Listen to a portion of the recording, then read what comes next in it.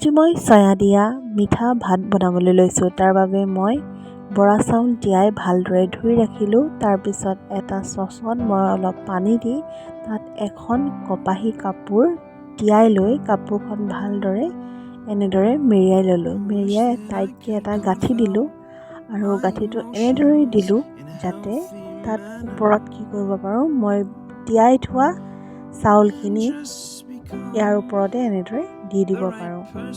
গেছটো জ্বলাই মই এই চচটো পাতি দিলোঁ। তাৰপিছত পানীখিনি উতলিবলৈ চালোঁ। উতলা যেন পাওঁতেই তিয়াই থোৱা চাউলখিনি তাৰ ওপৰত দি দিলোঁ।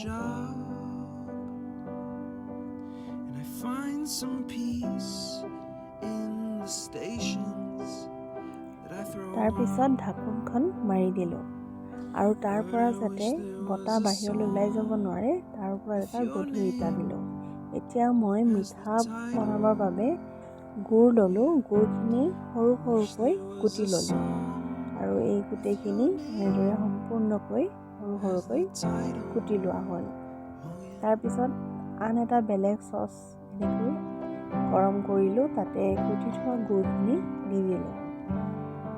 তাত মই অলপ পানী দিলোঁ। তাৰপিছত মই কেইখিলামান তেজপাত দিলোঁ আৰু লগতে কেইটামান কিচমিচো দি দিলোঁ।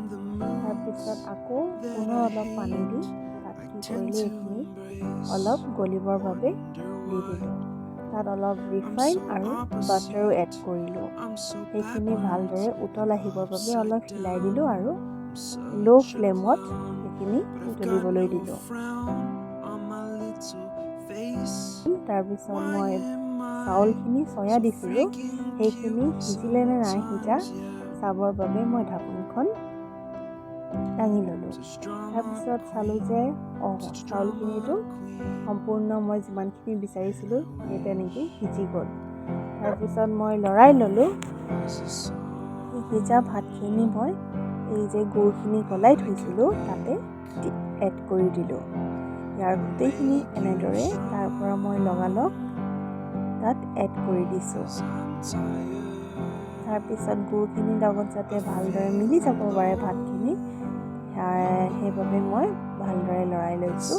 তাত আপোনালোকে বিভিন্ন ধৰণৰ ড্ৰাই ফ্ৰুটছ এড কৰিব পাৰে।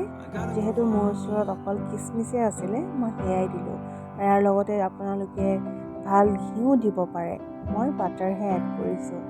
এনেদৰে লৰাই লোৱাৰ পিছত এটা ধুনীয়া কালাৰ আহিব। আপোনালোকে গুড় যদি অলপ ডাৰ্ক কালাৰ লয় তাৰ ৰঙো তেনেকৈ ডাৰ্ক হ'ব। আপোনালোকে নিজে অনুমান কৰি সেইখিনি গুড় দিব পাৰে। এনেদৰে মোৰ এই মিঠা ভাতখিনি ৰেডি হৈ গ'ল। ভিডিঅ'টো শেষলৈকে চোৱাৰ বাবে সকলোলৈকে বহুত বহুত ধন্যবাদ।